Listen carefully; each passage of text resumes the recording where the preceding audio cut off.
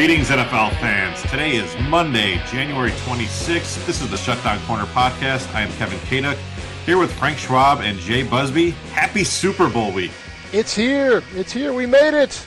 We made it. It's unbelievable. 2014 season's in the books. 2015 Super Bowl is here. Frank Schwab is down in Phoenix, or the Phoenix area, the Valley, along with a lot of members of our Yahoo sports staff, Eric Edholm, Eric Adelson, Dan Wetzel, Charles Robinson, Al Toby, Cody Brunner.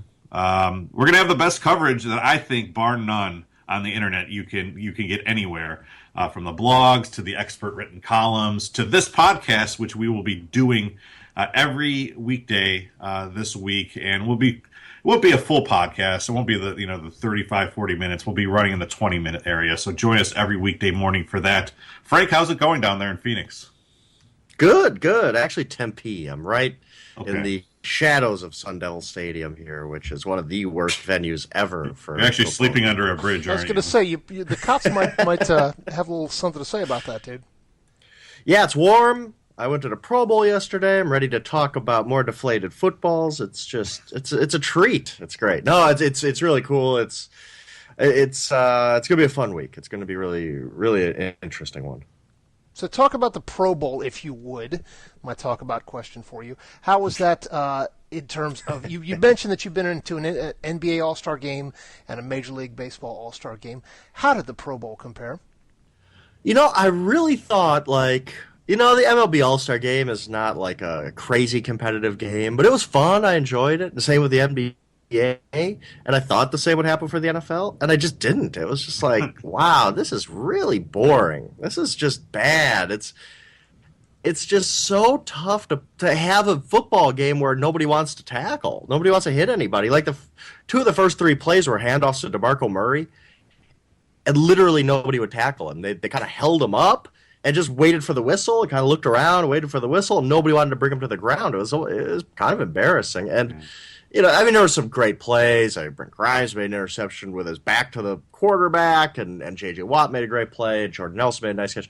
There's great plays by these football players, but there's just no pop to the game whatsoever. It was what are the fans doing? I mean, because it's usually in Hawaii, and people are just generally happy to be there because they're in Hawaii.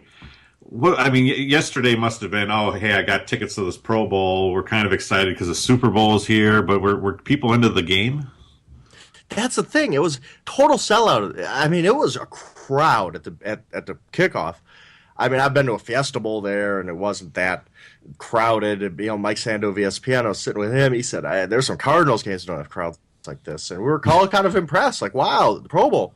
And then the start of the fourth quarter, it's like 20% empty at that point. Like 20% of the people had left. And by the end, even more had left. And it was a quote-unquote competitive game. Yeah. I went right down to the end when Andy Dalton finished, going to the bathroom all over himself. But it was a close game, and people still just left. And it was just like, yeah, well. And here's my biggest thing with the game. I tweeted about this last night real quick.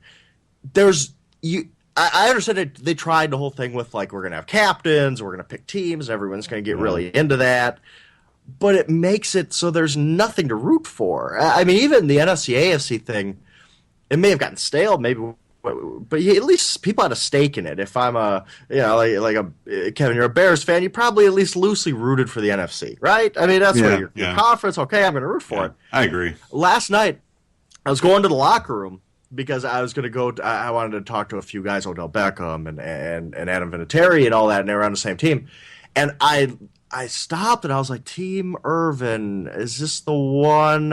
Yeah, that's the one. And I went in and I was like, oh, no, this is the wrong locker room. And I just watched a full game and I couldn't tell the difference between the teams at the end.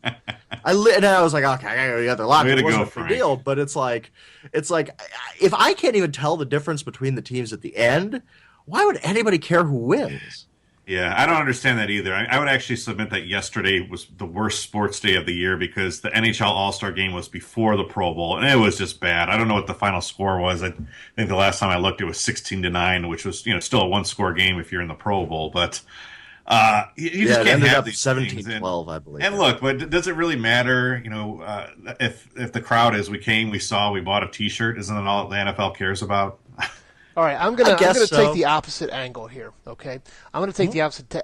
I love, at least in theory, All-Star games. I love them. I love. Oh, dude, I love the baseball All-Star game. Yeah. I love the NBA All-Star game, the NHL and NFL All-Star games. If there's actual hitting involved, but that's the you just can't problem. have Yes, them. yeah, that's the problem. the It was problem. now. What was it? It was a play late in the game, and Darren Sproles is on a run, and somebody from the 49ers, I forget who, came and laid him out, and it was such. Antoine Bethea. There you go. That's who it was. It was Bethea, and it was such a surprising hit in the context of the game. It's like somebody laying out a kid in flag football. It was like, wait a second, that's not supposed to Yeah, that's happen. not supposed to happen. Wow, somebody just got hit. Well, and probably Sproles was like, "What are you doing, man? Nobody else got hit today. What did I do?" So it was. You just can't play a sport like football without anybody wanting to really hit. Yeah, it's impossible. I don't know how you fix that part of it, but yes, in theory, I agree. I like All-Star games. I think they're cool. Like Kevin said, I really like baseball. I really like NBA. I don't know how you fix this. Go back to AFC, NFC. NHL should go back to East versus West. NHL tune in. It's Team Foligno. I like hockey. I have no idea who Nick Foligno is. I know he's with the Columbus Blue Jackets, and that's why he was a captain. But come on, like whatever. It's kind of just nonsensical. It's like, well, why? I'm just rooting at this point for like highlights. But I'm not. There's no stake in the game whatsoever. Like, not even a loose little one. Like, when the baseball plays their All-Star game, I root for the National League. And not because of the home field thing, because Brewers never make the playoffs. It's just, okay, that's my team. I'll root for the National League. Even though I'm not going nuts, I'm not going to cry at the end of the American League wins. But at least I have something to root for. This is just kind of a weird deal. So is there any way to salvage it? I mean, two-hand touch. Who was it? Robert Mathis that got injured on the beach when they were playing flag football a few years ago. Is there any way to salvage this game? Robert Edwards. Thanks. That's the thing. It's like I tried thinking of that as I was watching this game. Like, would this be better as flag football? I don't know. I don't think so. I think people get bored of that. I think it is what it is. This is the best it's going to get, is just as far as a game goes. Just as far as what you could, I guess you could do other things to make it interesting. I don't know. Here's what you do. You do it like a halftime show at a basketball game. You bring these guys out during halftime of the Super Bowl, and you have like a Pro Bowl right there. Just a 14-minute Pro Bowl. Exactly. Just a gimmick. Yeah, like I could that. deal with that. Just play it. Super works. I like the skills competition. I think it'd be cool to do the passing accuracy, the fastest man. I'd love to see, Justin Tucker teeing it up from 75 yards, seeing if he could, bury a field goal from there. Yeah. That'd be fun. I mean, Matthew Matthew Stafford throw it 80 yards or whatever. Yeah, you turn it into like maybe a 2-3 hour program. It's a little leaner, it moves a little quicker, and they sell ads and they do everything. Now I don't know what if the union would protest that, because I have to assume a lot of people get bonuses because of the Pro Bowl. So I think that's another reason. Oh yeah, they get. It will never go away. Yeah. The stat was that the winning team of the Pro Bowl gets more money than the losing team in the Super Bowl. It's like really. Yeah, it's like 55,000 versus like 48,000 for the Super Bowl loser. But he's talking about in individual. Isn't there incentives too, or? There's as far as there's a ton of incentives. Like I think I read Mario Williams had the highest one at 400,000. He made 400,000 for making the Pro Bowl. There's a lot of guys who have Pro Bowl incentives or escalators in their contracts or whatever. Yeah. Let's move on to the Super Bowl, because if people don't really care about the Pro Bowl, I don't know why we just spent 10 minutes talking about it. We're not exactly smart people either. The Seahawks landed yesterday. The big headlines out of there was Richard Sherman speaking out, kind of claiming a big chunk of headlines for the Seahawks after everyone just talked about the Patriots and their balls on last week. So you think that was by design? You think Richard Sherman said, hey, let's stop talking about the Patriots. Let's start talking about Richard Sherman and the Seahawks? I think so. I think Richard Sherman was a little bit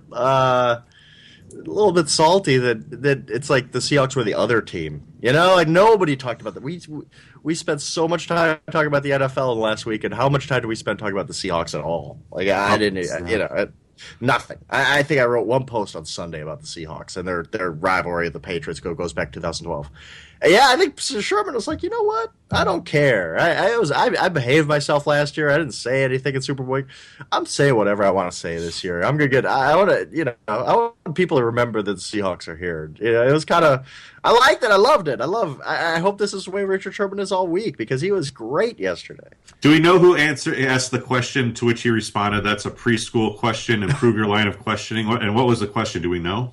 Yes, it was who is the best cornerback in the NFL. That was the question.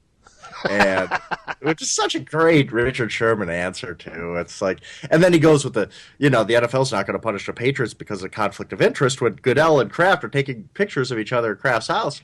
You know what? He's not wrong. I mean, it does look terrible for the NFL. That's a I dare you to find me moment. Yeah. Yes, it really is. And it's like, I mean, I think Richard Sherman's a smart dude, and he understands that Roger Goodell's basically the 33rd owner. I mean, he's hired by the owners to kind of protect them, I mean, that's the way it goes. It's worth about just as much money, yes. But he knew, I mean, Richard Sherman had to know, he had to be waiting for it. He had to know that was going to be very inflammatory and very, it's just great. It's. I hope Super Bowl week is interesting like this because if Richard Sherman wants to just go full Richard Sherman and not give a care, well, we're going to have some interesting quotes come out of it. So the Patriots land, I think, tonight. Tonight, very late tonight. Yes. Yeah, and what are you expecting from that, Frank? I'm expecting a lot of DeflateGate questions and every single guy to have a company line, and I'm not sure what the company line is. But I'm sure that after Bill Belichick went on his long Saturday, his physics power lecture, I'm sure that he, probably today, even on Monday, sat down with the team and said, look, nobody here talks about it.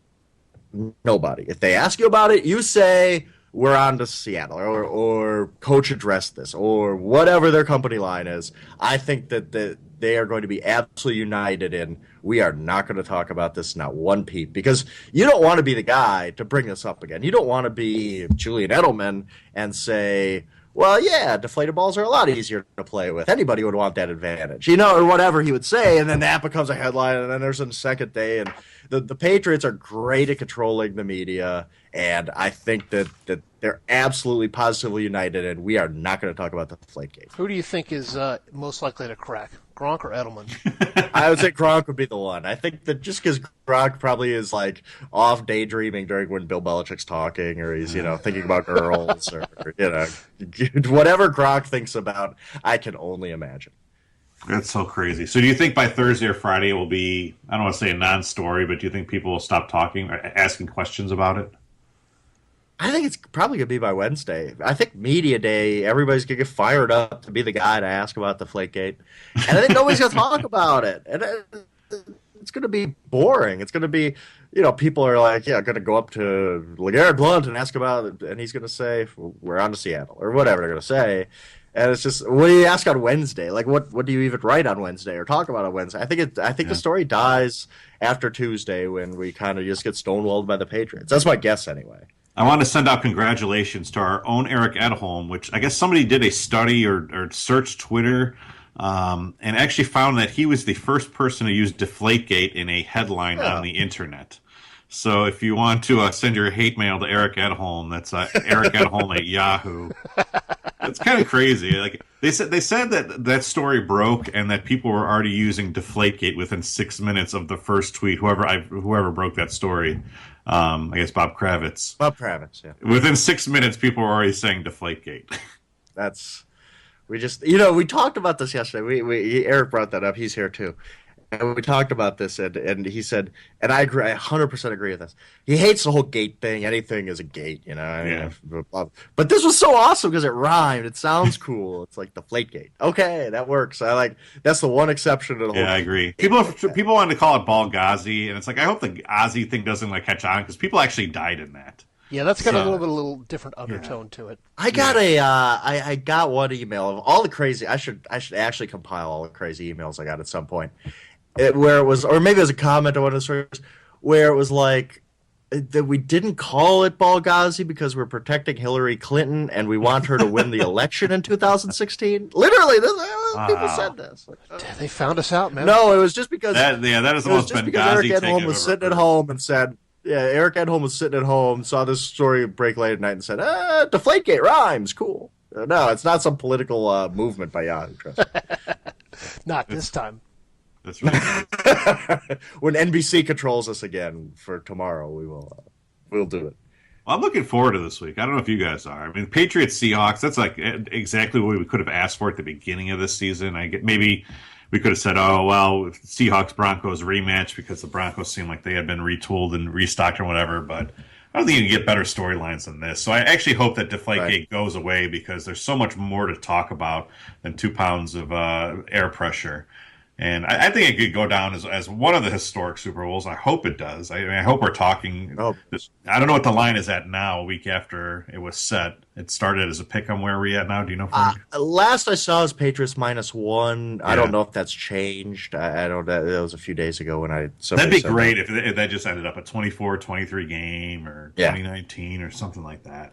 So. Yeah, when was? I mean, there was obviously doing the power rankings every week. There was a specific date, and it was a long time ago, like December 4th or whatever it was, where it was like these two teams are so far ahead of everybody else that it's just these are the two best teams. Number 3 is not even a conversation anymore, and it kind of held that way through the playoffs. So yes, these are easily the two best teams, and we don't get that a lot where we know for sure these are the two best teams. Like even last year, you could have made an argument the 49ers were just as good at least as the Seahawks. And they ended up losing because they played at Seattle and there was a slight edge there. But these are easily the two best teams. I think the matchup is pretty good.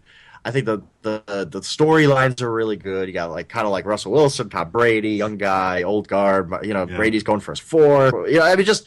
There's so many great stories. It's just such a good, evenly matched game. It's not like when Denver played Atlanta. No offense, Jay, where it was like, oh, okay, great. How many are the Broncos going to win?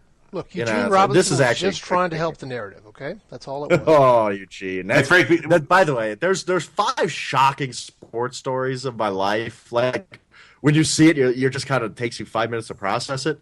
Eugene Robinson's in that top 5. Like what? It took like a long time for me to really even understand what I was looking at on ESPN's bottom line.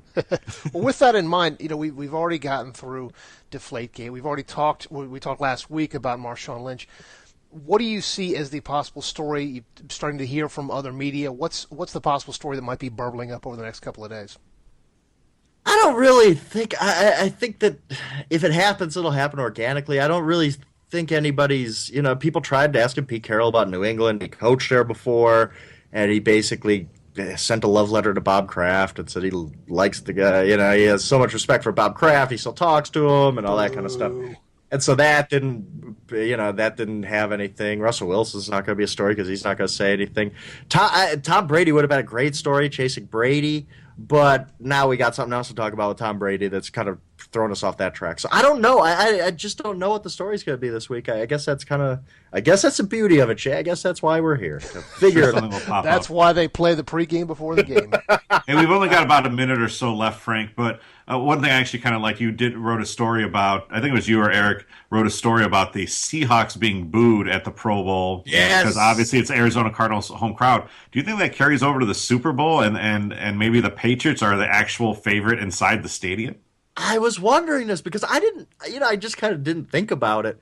But then the Seahawks get announced, and it wasn't like a few fans, and we're making a big deal about it. It was like a deafening boo. Like they were just booed off the field. Like you couldn't even hear what they were saying on the PA as Willie McGinnis interviewed them. So I just wonder who's anybody rooting for? Nobody's rooting for the Patriots. Nobody's rooting for the Patriots. Everybody hates the Patriots. Yeah. So who on earth do you root for? That's what I was. It was really funny. Yes, the Seahawks absolutely booed off the field. Everybody hates the Patriots. This is the game nobody wants anybody to win. That is crazy. I guess probably the Super Bowl will be a more corporate crowd, so I guess it comes down to which I know Patriots fans and Seahawks fans here. I mean, I think they'll both crowds will show out pretty well. Not true for their own teams, obviously. Have you seen any Seahawks or Patriots fans yet? Saw a lot of Seahawks fans. Yeah, well, maybe not a lot yet, but I saw a significant amount of Seahawks fans. I think that they're kind of that team now that travels really well, and the 12s come out and all that kind of stuff. So I anticipate they're going to have more fans, but who knows? I don't know that yet. Cool. Well, this has been the Shutdown Corner Podcast. We're here every weekday morning of the Super Bowl. Kevin Kaduk, Frank Schwab, and Jay Busbee. Frank's live from Phoenix. Follow Shutdown Corner all week for the best and most up-to-date Super Bowl news. Thanks for joining us. We'll see you Tuesday.